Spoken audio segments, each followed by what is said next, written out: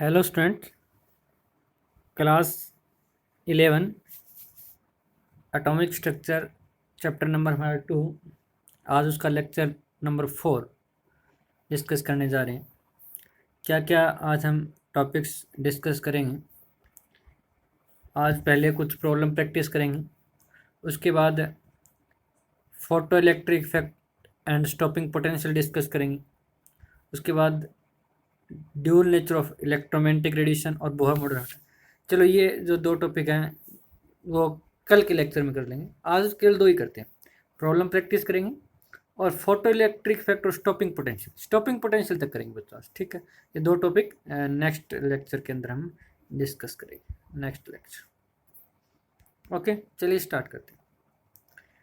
Photon of which light has maximum energy, किसकी energy maximum है? तो आपको पता होगा, according to Planck quantum theory, E directly proportional to nu, E directly proportional to E is equal to h nu, E is equal to h nu। और C होता है हमारे पास है न्यू इंटू लेमडा, तो न्यू किसके equal हो जाएगा? एच सी अपॉन में लेमडा। ठीक, इसका मतलब दो हम तरीके से देखते हैं, या तो वेवलेंथ पता हो या फ्रीक्वेंसी पता हो। कहने का मतलब था कि एनर्जी जो है वो फ्रीक्वेंसी के डायरेक्टली, जिसकी फ्रीक्वेंसी ज़्यादा होगी एनर्जी उसी की ज़्यादा होगी। हमारे पास जो विब ग्योर होता है उसमें ये तो पता होगा ना कि रेड लाइट की वेवलेंथ ज़्यादा होती है, तो वेवलेंथ ज़्यादा होती है तो फ्रीक्वेंसी कम होती है। Wavelength and frequency are inversely proportional to each other. इसका मतलब इधर जा रहे हैं तो फ्रीक्वेंसी इंक्रीज हो रही है। सबसे ज़्यादा फ्रीक्वेंसी किसकी है? वायलेट की। तो सबसे ज़्यादा एनर्जी भी किसकी होगी? तो इसलिए इसका आंसर क्या आएगा? सी। कौन सा आंसर सही आ जाएगा बच्चों? C. C is the right answer. Rutherford scattering experiment is related to the size of, किससे रिलेटेड था? इलेक्ट्रॉन से, न्यूक्लियस से, न्यूट्रॉन से या प्रोटॉन से? इसका सही आंसर कौन सा हो जाएगा? न्यूक्लियस से। किससे था बच्चों? न्यूक्लियस से। ठीक है, नेक्स्ट देखिए, which of the following is not emitted by radio active substance. Radio active substance में अल्फा बीटा गामा रे निकलती है, तो अल्फा रे नहीं हो सकता, बीटा रे नहीं हो सकता। अब बच गए कौन? प्रोटॉन और पॉजिट्रॉन। अब बीटा जो रे है या बीटा डीके पढ़ोगे आप +2 में, आपके शायद फिजिक्स में आएगा, तो उसमें आप सीख जाओगे कि पॉजिट्रॉन भी इमिट होता है। तो कौन इमिट नहीं होता? तो प्रोटॉन इमिट नहीं होता। Generally the emit of visible spectrum is, visible spectrum का जो लिमिट होता है वो कितना होता है? तो पीछे वाला लेक्चर अगर पढ़ा है आपने तो उसमें मैंने बताया था 400 नैनोमीटर टू 700 नैनोमीटर। और 400 टू 700 नैनोमीटर तो नैनोमीटर में नहीं है, एंगस्ट्रॉम में। तो हमारा कितना हो जाएगा? 4000 टू 7000 एंगस्ट्रॉम। ठीक है बच्चों, और नैनोमीटर में हो तो 400 नैनोमीटर टू 700 नैनोमीटर। कर लोगे बच्चों? नेक्स्ट देखिए, which of the following is main cause of late discovery of neutron. Neutron की डिस्कवरी लेट होने के पीछे क्या कारण था? Neutron is nucleus move very fast. Neutron in nucleus move very fast, नहीं, ऐसा तो नहीं है, न्यूट्रॉन तो मूव नहीं करता, गलत हो गया। Neutron is highly unstable particle, नहीं, ये भी रॉन्ग हो गया, ये भी रॉन्ग, ये भी रॉन्ग है। Neutron is chargeless particle, yes, neutron आपका चार्जलेस पार्टिकल है, तो उसने अपनी प्रॉपर्टी शो की नहीं। All of this no. तो इसका आंसर आपको कौन सा आएगा बच्चों? C is the right answer. Ratio of energy of photon with wavelength 3000 angstrom to 6000 angstrom. देखिए बच्चों, E is equal to H nu, और न्यू किसकी इक्वल होता है बच्चों? सी अपॉन में लेमडा। तो इसको मैं कैसे लिख सकता हूँ? E is equal to H C upon में लेमडा। इसका मतलब E is inversely proportional to lambda. इसका मतलब मैं अगर रेशियो निकालूं E1 बाई E2 तो इज इक्वल टू बनेगा लेमडा 2 बाई लेमडा 1। अगर E1 है तो लेमडा 1 नीचे आएगा, E2 है तो लेमडा 2 ऊपर चला जाएगा क्योंकि E2 नीचे है। पहली वेवलेंथ कितनी है? 3000 एंगस्ट्रॉम। दूसरी कितनी है? 6। तो लेमडा 2 तो कितना है मेरे पास यहाँ पे? 6000। और लेमडा 1 कितना आपके पास? 3000। इनका रेशो निकालें तो E1 by E2 is equal to कितना आ जाएगा? 6000 बाई 3000। तो अब तो कैलकुलेशन आसान हो गई होगी। अब कितना आंसर आएगा इसका? इसका सही आंसर आएगा सी। सही आंसर क्या आएगा बच्चों? सी, 2:1। Okay. Calculate the energy of 1 mole of photons radiation having frequency 5 × 10⁻14 hertz. ये भी बहुत आसान है। E इज इक्वल टू क्या होता है? Planck quantum theory, H nu. ठीक है, तो E is equal to H की वैल्यू कितनी होती है? 6.626 × 10⁻34 into nu is the frequency. Frequency कितनी है? 5 × 10⁻14। तो इसका आंसर आ जाएगा 3.31 10⁻19 जूल। अब पूछा एक मोल फोटोन का, ये तो एक फोटोन की एनर्जी है। और अगर हम देखें 1 मोल फोटोन की, तो जो एनर्जी हमारी एक के उसको Na से यानी 6.02 × 10⁻23 से मल्टीप्लाई कर देंगे, जो आपकी एनर्जी है, और उसको जूल को किलो जूल में कन्वर्ट कर लोगे। जैसे मीटर को किलोमीटर में कन्वर्ट करना होता होगा, वैसे जूल को किलो जूल में कन्वर्ट कर लेना। तो आपका फाइनल आंसर आ जाएगा 199 किलो जूल पर मोल। ठीक है, नेक्स्ट देखिए। A 100 watt bulb emits monochromatic light of wavelength 400 nanometre. एक 100 वोट का बल्ब है जो इमिट कर रहा है monochromatic light of wavelength 400 nanometre.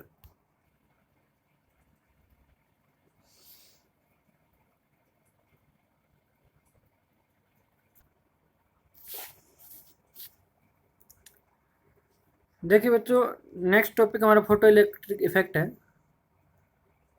और उस फोटो इलेक्ट्रिक इफेक्ट को मैं वापस आता हूँ और यहाँ पे समझाता हूँ, और आप अपनी नोटबुक के अंदर नोट भी कर सकते हो, और बहुत अच्छे नोट्स बना पाओगे। जो मैंने स्लाइड के अंदर दिखा रखे हैं उससे भी अच्छे बनेंगे बच्चों।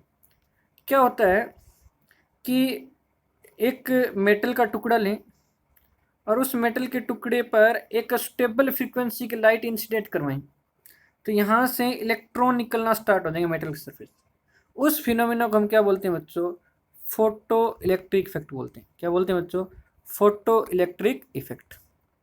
देखिए, जब कोई मेटल के टुकड़े के ऊपर स्टेबल फ्रीक्वेंसी की लाइट, मैंने एक वर्ड यूज किया बच्चों, स्टेबल। स्टेबल का मतलब हर किसी की फ्रीक्वेंसी की लाइट डाल दे इलेक्ट्रॉन निकलेंगे? नहीं, एक स्टेबल फ्रीक्वेंसी की लाइट चाहिए जिस पर इलेक्ट्रॉन निकलना क्या हो जाए? स्टार्ट हो जाए। उस फिनोमेना को क्या बोलते हैं? Photo electric effect. तो अपनी नोटबुक में इसकी डेफिनेशन क्या लिखोगे? When A stable frequency of light is incident on a metal surface, then metal start ejected the electron, and this phenomena is known as photoelectric effect. फिर से repeat कर देता हूँ। When a stable frequency of light incident on a metal surface, then metal start ejected the electron, and this phenomena is known as photoelectric effect, and the ejected electron is known as photoelectrons. ठीक है बच्चों, जो electron eject हुए हैं वो क्या कहलाएंगे? Photo electrons. तो ये फोटो इलेक्ट्रिक इफेक्ट होता है। इसके कुछ नियम हैं, करेक्टरिस्टिक्स कह सकते हो या फिर लॉज कह सकते हो। और बच्चों जो मैं अब बोल रहा हूँ वो स्लाइड से भी बेहतर आप अपने नोट्स बना पाओगे। अगर समझ के अपनी लैंग्वेज में लिखोगे तो और भी अच्छा बना पाओगे। इसके क्या नियम हैं? सबसे पहले आपके पास आता है थ्रेशोल्ड फ्रीक्वेंसी। क्या आता है बच्चों? Threshold frequency. क्या होता है कि मैंने एक वर्ड यूज किया था डेफिनेशन में भी, कि एक स्टेबल फ्रीक्वेंसी की लाइट डालेंगे ना तब इलेक्ट्रॉन निकलना स्टार्ट होगी। हर फ्रीक्वेंसी पे इलेक्ट्रॉन निकलना स्टार्ट नहीं होंगे। जैसे मैंने इस पे 20 हर्ट्ज की फ्रीक्वेंसी इंसिडेंट करवाई, इलेक्ट्रॉन नहीं निकले। 26 इलेक्ट्रॉन नहीं निकले। जैसे मैं 27 की फ्रीक्वेंसी डालता हूँ, यहाँ से 2 इलेक्ट्रॉन निकलना स्टार्ट हो जाते हैं। तो इसका मतलब आपको 27 तो फ्रीक्वेंसी चाहिए इंसिडेंट लाइट की। ये जो स्टेबल फ्रीक्वेंसी है ना जिस पर इलेक्ट्रॉन निकलना स्टार्ट होते हैं, that is known as threshold frequency. तो क्या लिखेंगे? पहला point, the minimum frequency of incident light which is required to eject the electron from metal surface is known as threshold frequency. वो कम से कम फ्रीक्वेंसी की लाइट जो हमें रिक्वायरमेंट है इलेक्ट्रॉन को निकालने के लिए, उसको हम क्या बोलेंगे बच्चों, थ्रेशोल्ड फ्रीक्वेंसी। दूसरा, अभी इलेक्ट्रॉन निकलेंगे तो निकलने के बाद क्या होंगे, रुक जाएंगे क्या, नहीं रुकेंगे ना। जैसे मतलब आपको घर से बाहर छूट मिल जाए, भी बाहर जाना है, तो घर से बाहर निकल के क्या करोगे, आप रुक जाओगे, आप मतलब इधर उधर अपनी मूवमेंट करना क्या कर दोगे, स्टार्ट कर दोगे। रुकना था तो घर था ही नहीं, इसका मतलब वो मूव कर रहा है, तो इसका मतलब उसके पास क्या होगी, काइनेटिक एनर्जी। तो काइनेटिक एनर्जी जो होगी वो किसके डायरेक्टली प्रोपोर्शनल होगी, फ्रीक्वेंसी की। तो दूसरा पॉइंट क्या कहता है, ध्यान से सुनना, kinetic energy of ejected electron is directly proportional to frequency of incident light independent on intensity of light। क्या बोला मैंने, कि जो काइनेटिक एनर्जी इजेक्टेड इलेक्ट्रॉन की वो डायरेक्टली प्रोपोर्शनल है फ्रीक्वेंसी ऑफ लाइट की, पर इंटेंसिटी ऑफ लाइट पे डिपेंड नहीं करती। जैसे यहाँ से 15 जूल एनर्जी हुई उस काइनेटिक एनर्जी इलेक्ट्रॉन की, जैसे 28 कर देता हूँ तो इलेक्ट्रॉन तो 2 ही निकलेंगे, बट उनकी एनर्जी 15 जूल से ज़्यादा होगी। जैसे मैं 29 कर देता हूँ फ्रीक्वेंसी इंसिडेंट लाइट की, तो इलेक्ट्रॉन तो 2 ही निकलेंगे, बट उनकी एनर्जी और ज़्यादा हो जाएगी। तो फ्रीक्वेंसी पे डिपेंड करती है और इंटेंसिटी पे डिपेंड नहीं करती। तीसरा पॉइंट क्या है, number of ejected electron is directly proportional to intensity of light but not depend on frequency of light. फिर से सुन लीजिए, the number of ejected electron from metal surface is directly proportional to intensity of light but independent on frequency of incident light. जब आपके पास आपने क्या किया, intensity बढ़ाई, इंटेंसिटी बढ़ाने का मतलब पहले आपने 50 वाट का बल्ब लगा रखा था, उसके बाद 100 वाट का बल्ब लगा दिया, उसके बाद 200 वाट का बल्ब लगा दिया, तो आप इंटेंसिटी बढ़ा रहे हो। उससे क्या है, फ्रीक्वेंसी नहीं बढ़ा रहे आप, अगर कलर चेंज नहीं करोगे तब तक। कलर चेंज करोगे तब फ्रीक्वेंसी चेंज होगी। जैसे रेड कलर के बल्ब के बाद में आपने ब्लू कलर का बल्ब लगा दिया तो फ्रीक्वेंसी चेंज होगी। 100 वाट से 200 वाट किया तो आपने केवल इंटेंसिटी चेंज की। तो इंटेंसिटी चेंज करोगे तो 15 जूल ही फ्रीक्वेंसी रहेगी, बट इनकी संख्या बढ़ जाएगी। तो इंटेंसिटी बढ़ाने से संख्या बढ़ेगी। पूरा तो डिटेल में समझोगे आप +2 फिजिक्स के अंदर एक्सपेरिमेंट करोगे, ठीक है, उसमें समझोगे।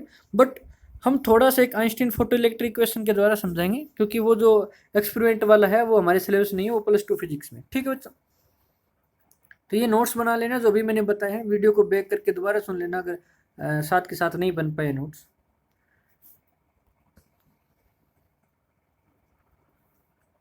अब देखिए फोटो इलेक्ट्रिक इफेक्ट क्या होता है। When a certain metals such as potassium, rubidium, caesium, etc were exposed to beam of light, electrons were ejected. This phenomena is called photoelectric effect and ejected electrons are known as photoelectrons। ये एक setup होता है जो आपने बताया +2 experiment करोगे तब आपको पता चलेगा। इसमें एक ट्यूब है और इस ट्यूब के अंदर आपने एक मेटल सरफेस ले रखी है जो फोटो सेंसिटिव है, उस पर लाइट आपने इंसिडेंट कराई, इलेक्ट्रॉन निकलेंगे। आपने 2 इलेक्ट्रोड भी लगा रखे, एक को नेगेटिव से कनेक्ट कर रखा है, एक को पॉजिटिव से। तो इधर पॉजिटिव है तो ये जो इलेक्ट्रॉन निकले मेटल सरफेस से वो भाग कर कहाँ आएंगे, पॉजिटिव वाले टर्मिनल की तरफ आएंगे। और ये वो डायग्राम है जो हम सिंपली तौर पे बनाए, ठीक है बच्चों। अब देखिए, अब क्या हुआ कि जो मैंने एनर्जी दी, तो एनर्जी का फॉर्मूला क्या होता है, एच न्यू, पिछले वाले लेक्चर में। उसकी जितनी एनर्जी हमने दी उसमें कुछ तो वर्क हो गया W, बाकी किस में कन्वर्ट हो गई, काइनेटिक एनर्जी। यानी जितनी मैंने एनर्जी दी उस एनर्जी के 2 पार्ट बन गए। कुछ एनर्जी तो इलेक्ट्रॉन को इजेक्ट करने के लिए खर्च होगी, यानी काम करने में। अब इलेक्ट्रॉन को निकाला तो काम तो किया होगा, वर्क तो किया होगा ना, तो वर्क में होगी। बाकी जो है वो काइनेटिक एनर्जी बन गई। तो according to law of conservation of energy, energy can neither be created nor be destroyed. इसका मतलब आपने जो एनर्जी दी वो 2 पार्ट में डिवाइड होगी। इसका मतलब मैं यहाँ लिख रहा हूँ नीचे बच्चों, एनर्जी है वो किसकी होगी, work done plus kinetic energy के बराबर होगी। किसके बराबर होगी, work done plus kinetic energy के बराबर होगी। अब वर्क डन कितना करना पड़ा, वर्क डन इज एनर्जी। और मैंने बताया था कि इसकी जो यानी वर्क डन की जो एनर्जी है वो किसकी इक्वल है, जैसे एनर्जी के लिए होता है H, और फिर क्या आना चाहिए, फ्रीक्वेंसी।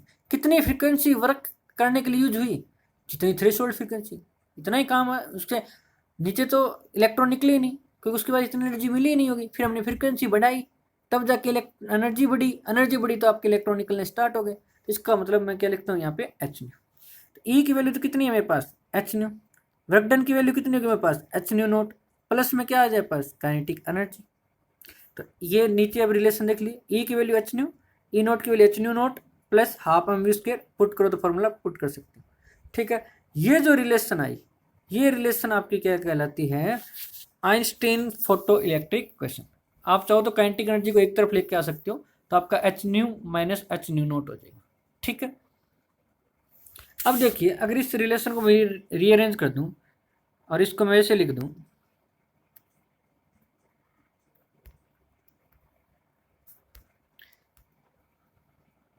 जगह बना ली ना हमने, है ना। अब देखिए यहाँ अब ठीक हो गया। इसमें क्या करेंगे हम, हमारे पास जो काइनेटिक एनर्जी थी वो किसकी इक्वल बन गई, हमारे पास है h nu minus H nu naught. Kinetic energy is equal to h common आ गया तो क्या बन गया आपके पास, न्यू माइनस न्यू नोट। अब देखिए अगर आपके पास न्यू लेस देन है न्यू नोट से, तो काइनेटिक एनर्जी किस में आ जाएगी बच्चों, नेगेटिव में। जैसे न्यू नोट की वैल्यू 1 है, या मान लो न्यू नोट की वैल्यू 2 है और न्यू की वैल्यू 1 है, तो इसका मतलब kinetic energy negative, that is impossible, इसका इलेक्ट्रॉन निकलेंगे नहीं। इसीलिए कम से कम न्यू की वैल्यू न्यू नोट के बराबर होनी चाहिए। न्यू क्या है, इंसिडेंट फ्रिक्वेंसी, और न्यू नोट क्या है, थ्रेशोल्ड फ्रिक्वेंसी, यानी इतनी फ्रिक्वेंसी तो चाहिए। दूसरा अगर फ्रिक्वेंसी बढ़ा दूं, अब थ्रेशोल्ड फ्रिक्वेंसी मान लो 3 है, मैंने फ्रिक्वेंसी डाली 4, तो 1h काइनेटिक एनर्जी आ गई। मैंने फ्रिक्वेंसी डाली 7, तो कितनी आ जाएगी, 4 काइनेटिक एनर्जी। इसका मतलब मैं तो फ्रिक्वेंसी बढ़ा रहा हूँ, फ्रिक्वेंसी बढ़ा रहा हूँ तो क्या बढ़ रही है, काइनेटिक एनर्जी बढ़ रही है। ठीक है बच्चों, तो इस तरह से आप इसको देख सकते हैं। तो as we increase frequency of incident light, kinetic energy increase. ठीक है, ये पॉइंट मैं आपको पहले भी बता चुका हूँ, कर लोगे।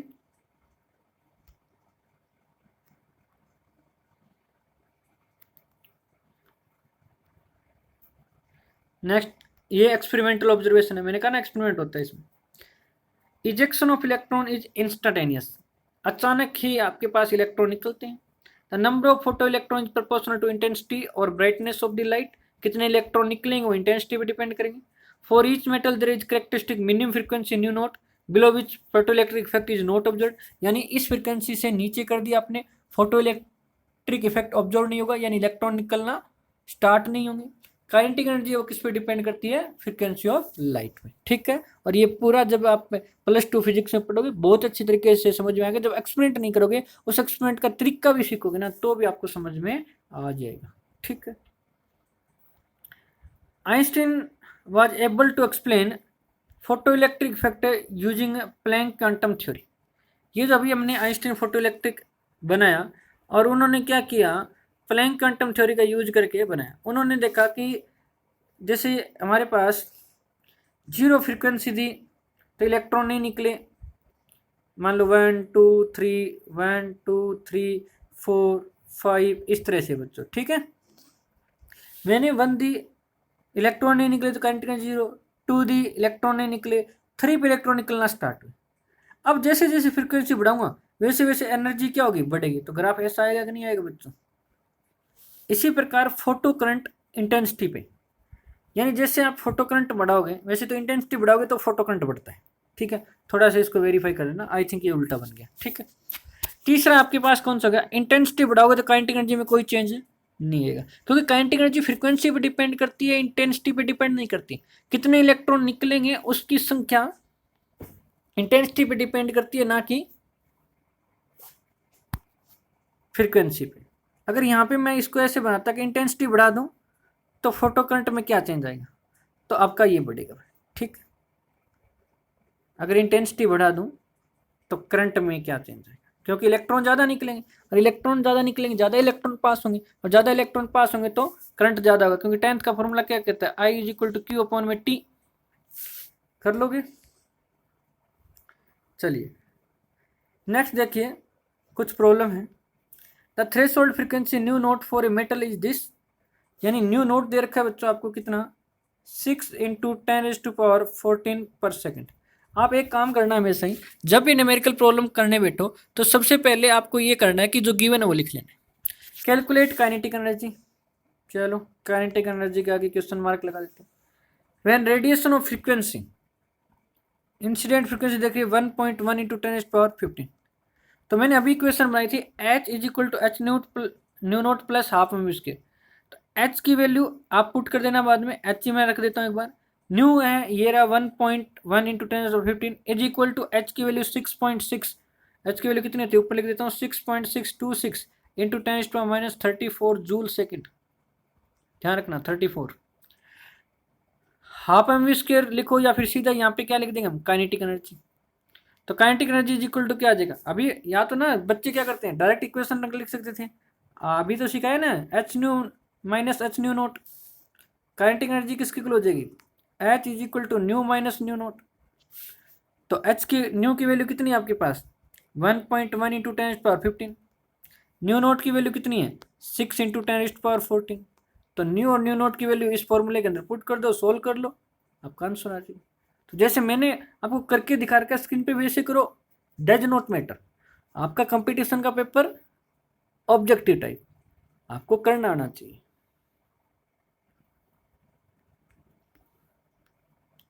A photon of 300 nanometer is absorbed by a gas which then re-emit 2 photons. One re-emitted photon has wavelength of 400 nanometer. इसका मतलब क्या होता है, जितनी एनर्जी ऑब्जॉर्व हुई उतनी एनर्जी इमिटेड हुई। जितनी एनर्जी आपकी ऑब्जॉर्व हुई वो एनर्जी इमिटेड हुई फोटोन फर्स्ट की और प्लस एनर्जी हुई फोटोन सेकंड की। तो आपको पता है जो एनर्जी होता है वो एच न्यू के बराबर होता है। हमें वेवलेंथ दे रखी है तो न्यू को वेवलेंथ में कन्वर्ट करेंगे तो एच सी अपॉन में लैम्डा हो जाएगा। तो यहाँ पे हो जाएगा एच सी अपॉन में लैम्डा, लैम्डा कौन सा ऑब्जॉर्व वाला, is equal to H C upon में लैम्डा 1 प्लस एच सी अपॉन में लैम्डा 2। तो एक जो ऑब्जॉर्व वाला है वो 300 दे रखा है, 2 फोटोन निकले थे, एक की जो एनर्जी वो 400 वेवलेंथ है वो 400 है, दूसरे की निकालनी है। तो हमारे पास एच सी से एच सी क्या हो जाएंगे, कैंसिल हो जाएंगे। 1 अपॉन में 300 इज इक्वल टू 1 अपॉन में 400 प्लस 1 अपॉन में लैम्डा। आपका ये आंसर आ जाएगा। अब तो सोल्व कर लोगे, इतना तो कर ही सकते हो ना, साइंस के स्टूडेंट हो। ये देखिए next, light of wavelength lambda shines on a metal surface with intensity x.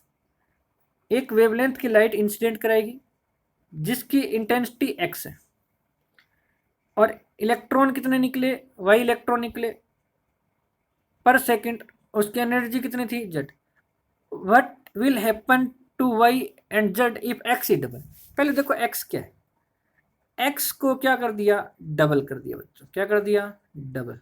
इसका मतलब एक्स क्या है, इंटेंसिटी, क्या है बच्चों, इंटेंसिटी। इसका मतलब इंटेंसिटी क्या कर दिया आपने, डबल।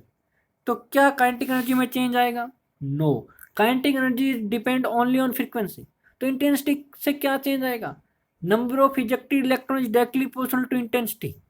इसका मतलब अगर आपने डबल कर दिया इंटेंसिटी तो इलेक्ट्रॉन भी डबल निकलेंगे। पहले इलेक्ट्रॉन कितने निकल रहे थे, वाई, अब कितने निकलेंगे, 2y, जो कि काइनेटिक एनर्जी क्या रहेगी, सेम।